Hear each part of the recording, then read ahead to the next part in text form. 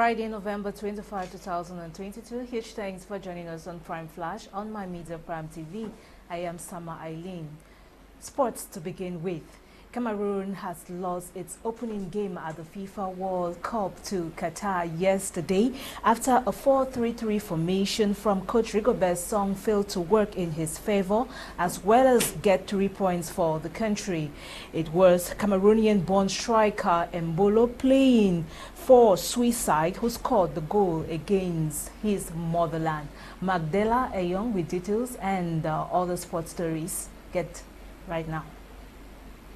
The indomitable Lions of Cameroon have failed to pick up 3 points in match day 1 of the ongoing FIFA World Cup in Qatar after losing to Switzerland by 1-0. Using the 4-3-3 formation, coach Rigobert Song Bahanag's boys performed excellently during the first segment of the game, but failed to capitalize on their chances to net in the goal. After playing a goalless first half, Cameroonian-born Mbolo Bril Donald scored the lone goal for Swiss against his birth country at the 48th minute of play, barely 2 minutes into the second half of the game. Feeling the heat and pressure from the game, Rigobert Song Bahanag brought out his masked man and playmaker Choupo-Moting, as well as Carl Toko Ekambi for Vincent Abubakar and Georges Nkudu, as well as Mumi Ngamale for a much-involved Brian Bemu, who could still not change the scoreline of the game. 2 more games to go against Serbia and Brazil for Cameroon's fate in the competition to be decided. Morocco, on the other hand, recorded a draw against Croatia yesterday in their opening game of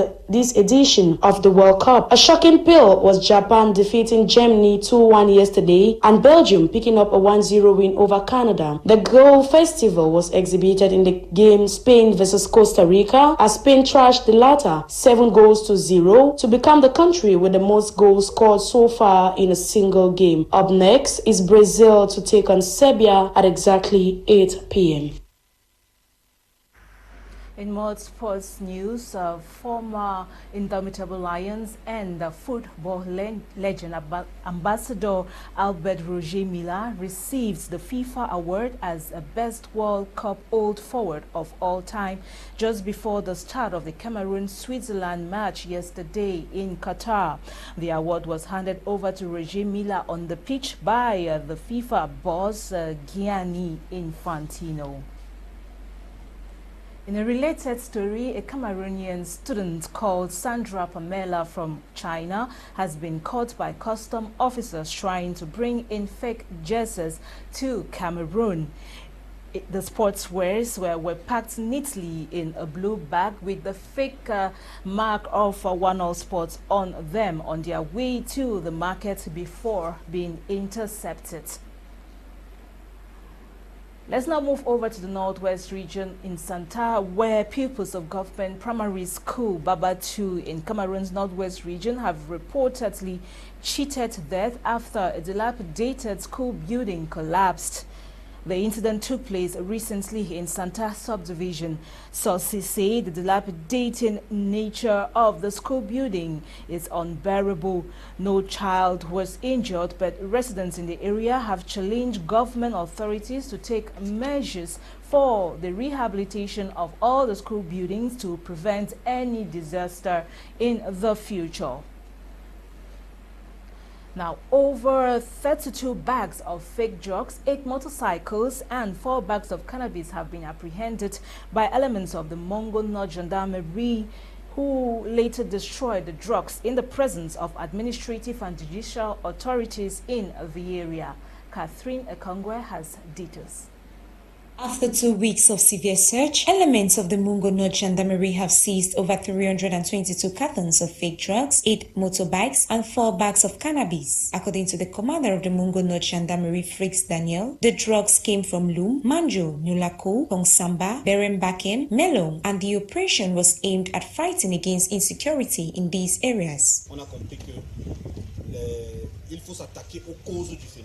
We noticed that we needed to attack the cause of insecurity, and the highest cause is the consumption of hard drugs, and it involves all types of drugs, be it medicines that have been prescribed in the hospital but are fake drugs. So we needed to trace all these fake drugs.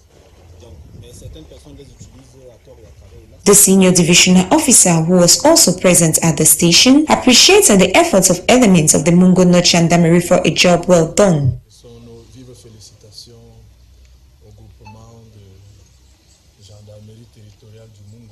We want to congratulate elements of the Mungo North Gendarmerie for a wonderful job well done. This act is to fight against criminality and drug trafficking in the area. You know, security is a joint effort of many things as it passes through drug consumptions like cannabis and others, which when our youths get involved in, it can make them carry out acts of criminality.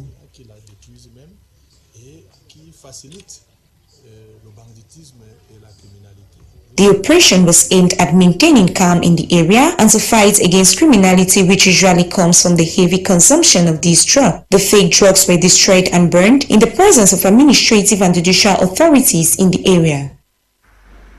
Now, farmers of Esuka Buinga in Tiko Subdivision, Southwest Region of Cameroon, in one voice have extended a word of gratitude to administrators in Fako Division for standing by them after their farm products were destroyed by a group of individuals in Bunganjo village. Get details in this report with Moki Regan.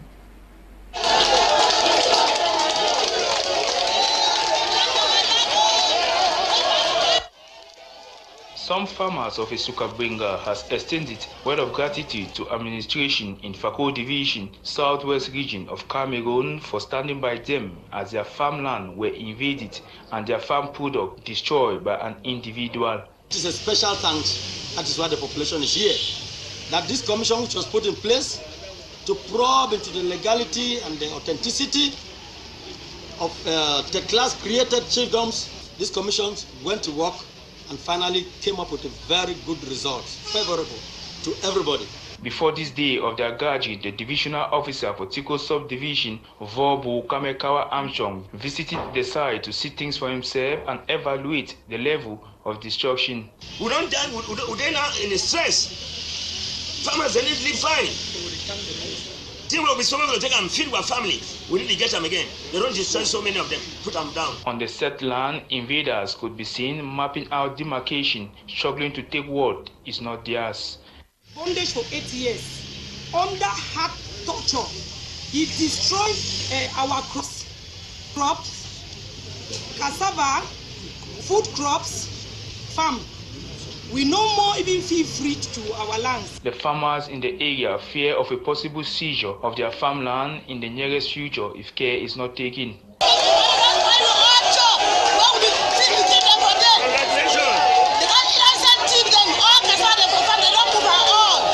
The farmers in one voice call on the government to secure their farmland for the benefit of all, as it is but important that something, somewhere, somehow be done as soon as possible. On to something else, the first edition of the Far North Business Week has closed with authorities expressing satisfaction from the massive turnout of exhibitors. The 11-day economic forum was aimed at showcasing the agro-pastoral and entrepreneurial potential of the Far North region. Joy Ngong completes that story.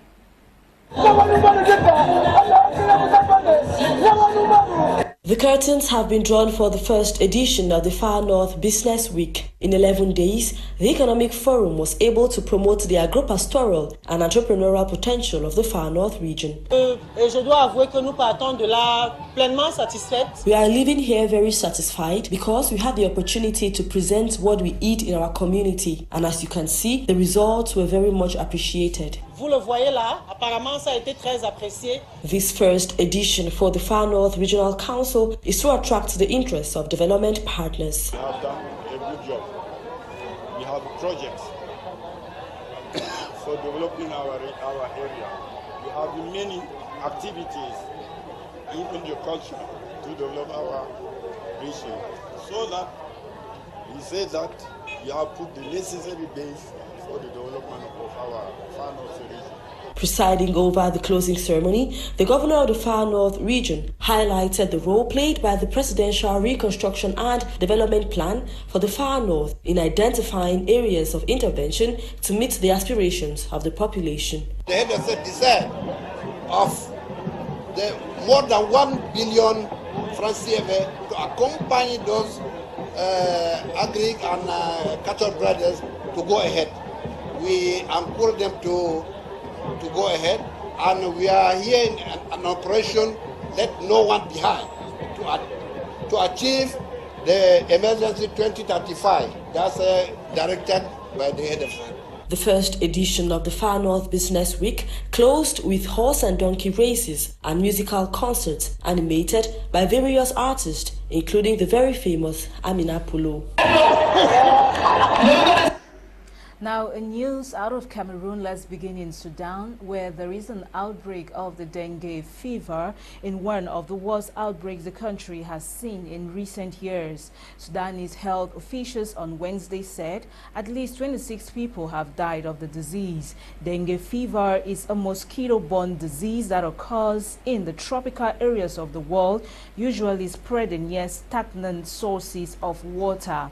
As of Monday, November 21, 460 cases of the disease and a further 3,436 suspected cases had been recorded, as announced by the Sudanese Health Ministry. Notes that dengue fever has flu-like symptoms and can often lead to organ failure and death. Now, prosecutors in Comoros on Thursday sought a life sentence for former President Ahmed Abdallah Sambi, who was tried in absentia for high treason. Sambi, who is 64, the opponent to current President Azali Assoumani, faces charges related to the alleged sale of Cameroonian passports to stateless people living in Gulf nations. He added or demanded life imprisonment for Sambi, who will be sentenced on November 29. Elsewhere in Sierra Leone, a fight broke out in Parliament in Freetown on Wednesday as MPs were in session. They debated a proposed change to the electoral system to allow for proportional representation in next year's election. In the video footage, representatives from the ruling Sierra Leone People's Party and the opposition All People's Congress Party are seen exchanging blows and throwing chairs. For the record, the West African Nations Electoral Commission advised switching to a proportional representation system for next year's local and parliamentary elections, excluding presidential pools. Now, in Nigeria, the authorities have launched banknotes or new banknotes in an effort to fight counterfeit and the financing of Islamist groups. Nigerian President Muhammadu Buhari on Wednesday said the new Naira banknotes will help to control liquidity in an economy where most of its money is held outside the bank. The notes will drive financial inclusion and economic growth, according to the governor of the Central Bank of Nigeria, Godwin Emefiele. Now, in other matches played yesterday at the ongoing Qatar World Cup, Brazil defeated Serbia with a dominant display at the Lusail Stadium, recording a 2-0 win, claiming 3 points in Group G, staying top on the classification table. While Ghana scored the very first goal for Africa so far at the tournament, although she ended up being defeated by Portugal 3-2 in a Group H match. Meantime, Uruguay and South Korea recorded a 0-0 tie in another Group H match yesterday in Qatar. Now, for matches that will be played today at 11 a.m., Wales will clash on Iran. That's a Group B match, while Qatar faces Senegal at 2 p.m. Group A encounter. Another Group A encounter will see the Netherlands versus Ecuador at 5 p.m. and England will face the United States of America at 8 p.m. in a Group A match. And that was the package we had for you today on Prime Flash. Huge thanks for your keen attention. The news was produced by Modika, Elvis. Thank you once more, but do stay tuned to more amazing programs coming up today on My Media Prime TV. I have been Eileen for presentation. Stay tuned. Up next is The Brief with Lasha Kingsley and Bomotongina Gladys. Have a hello day.